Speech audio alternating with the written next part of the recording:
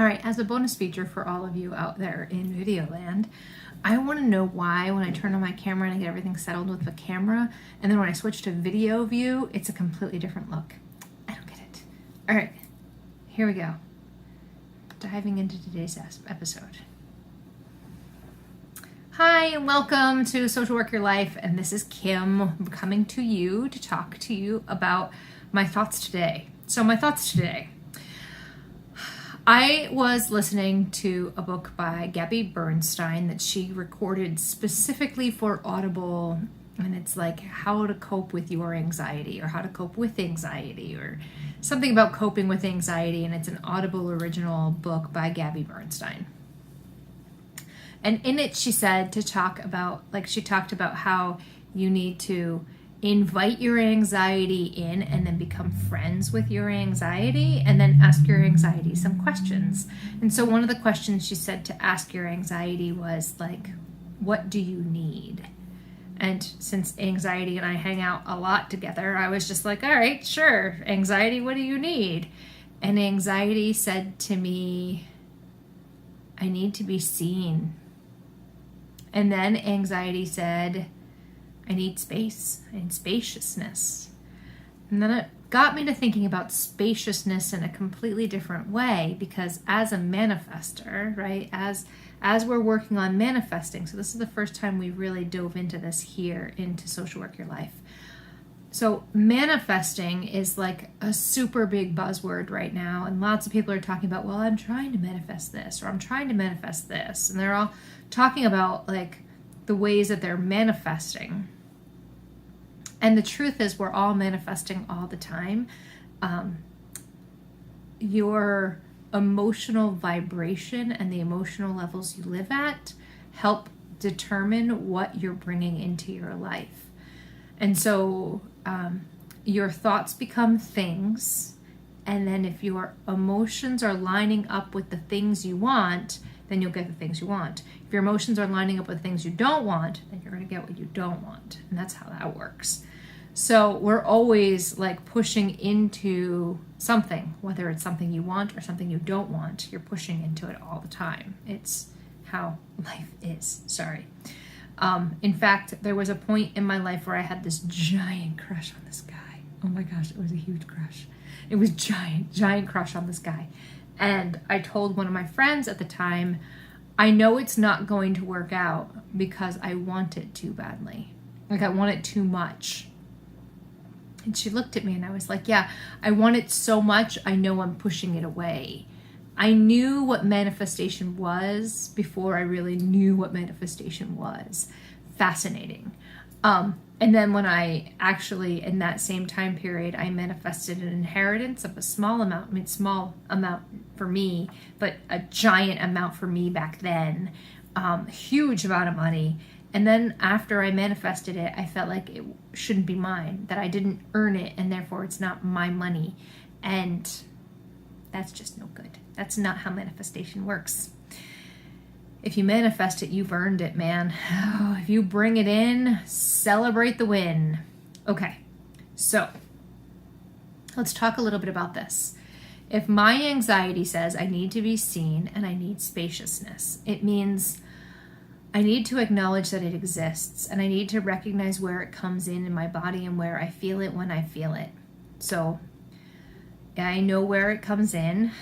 I told you last week that it curls up in my toes, right? And then it moves up into my body, and then right, I get filled, and sometimes I get taken under, and sometimes I'm able to move it out. If I pay attention to my heart space, and sometimes I actually have to touch my upper chest to pay attention to my heart space, and I pay attention to my belly breathing, and sometimes I have to put my hand on my upper chest and my hand on my lower belly to find out where I'm breathing.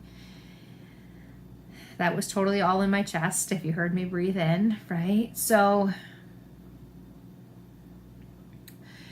if I'm working on belly breathing and I'm working on where I'm feeling my anxiety and letting my anxiety be wherever my anxiety is going to be, then just give it the room and I see it. Maybe even if I tell it specifically, I see you, right? I see you.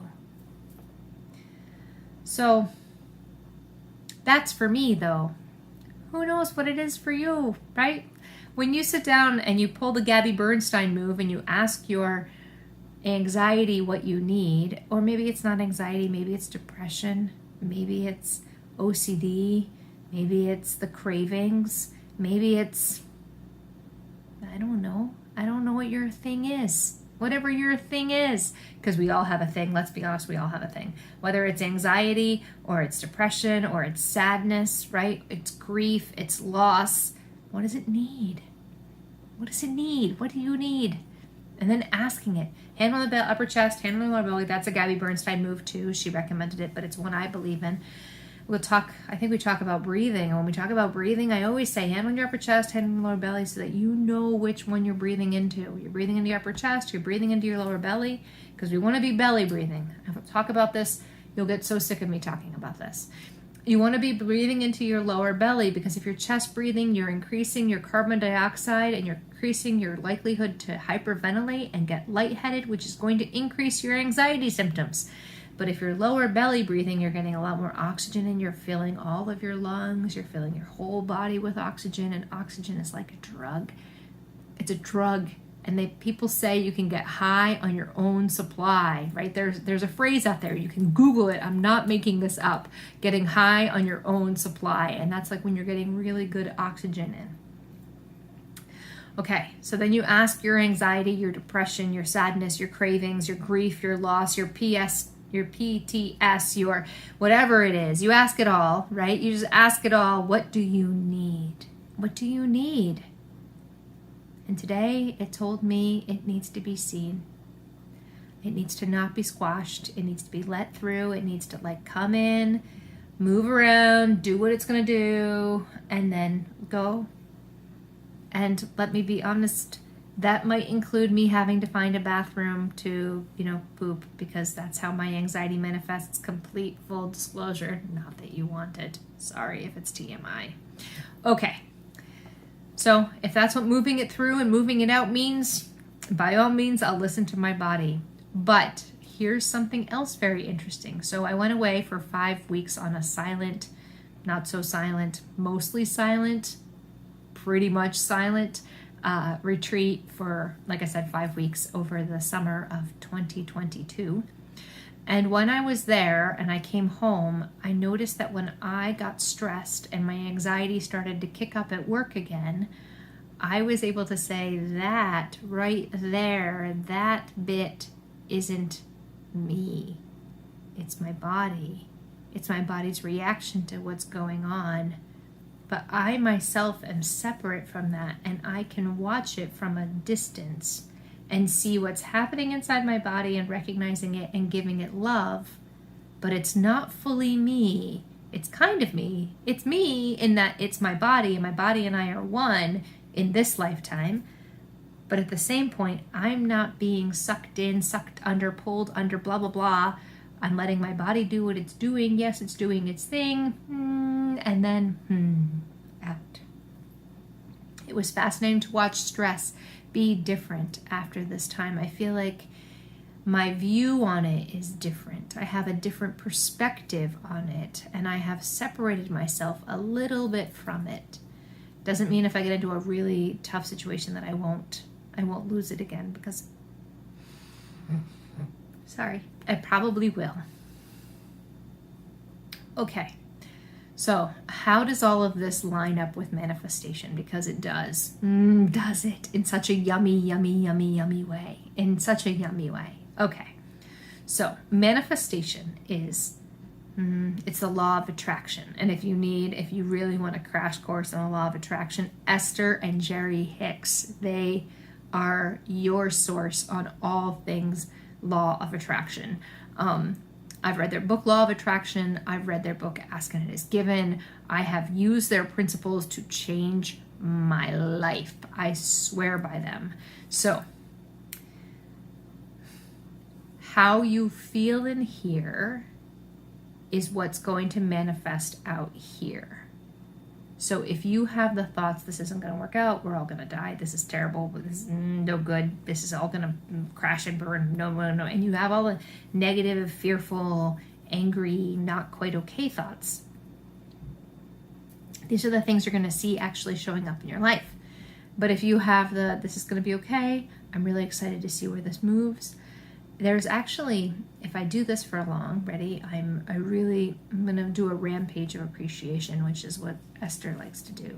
I'm really grateful for my day. I'm really grateful for the tea I drank this afternoon. I'm really grateful for the walk I took. I'm really grateful that my body is as strong as it is. I'm really grateful for the shoes I got to wear. I'm really grateful for the pants I was wearing and how warm it was. I'm really grateful for the beautiful day, the blue sky.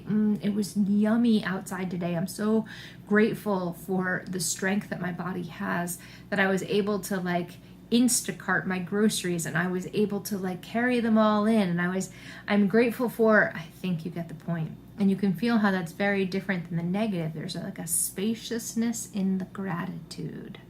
And when you need to shift your attitude, flip to gratitude, because that's what's going to do it the quickest. So if you're looking around and you're like, this is terrible, my day's going to be terrible, look at all these things that are just terrible, be like, I'm so thankful for a job. I'm so thankful that I'm here. I'm so thankful for the people I'm going to encounter today. I'm so thankful for my workspace.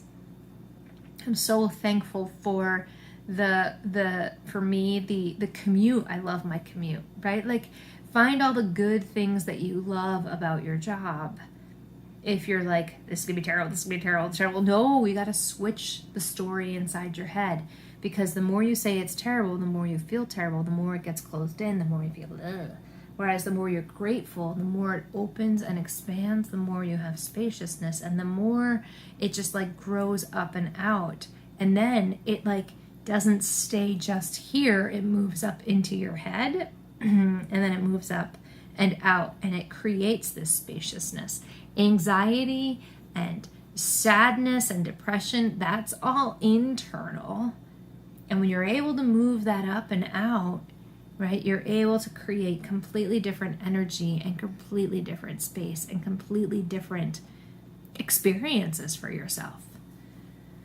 So, yes, anxiety is a thing, but being open and allowing it to move and asking it what it needs, whether it's anxiety or sadness or PTS or OCD or any of the other things, right? What is it you need? And then how do you give it to yourself? Because sometimes I'll just say, hey, self, what do you need? And then my body says, we need sleep. And then I'm like, that's really nice. Okay. And then I don't give it sleep, right? So how are you going to give yourself that which you're asking for? And how are you going to build that in? That's sometimes a really big challenge too. So hard, sometimes so hard. Especially because we have our set routines and we have our set things on how we do things, and then to have our bodies ask for something different, that's really challenging. Okay, so I think I've covered it all in a very broad, sweeping brush, and I hope this helps, and I hope you're able to get something from it. And I guess today's just a little bit of a shorter episode, and that's fine. That's totally fine. And I thank you for listening. Have a good night, and we'll talk to you soon.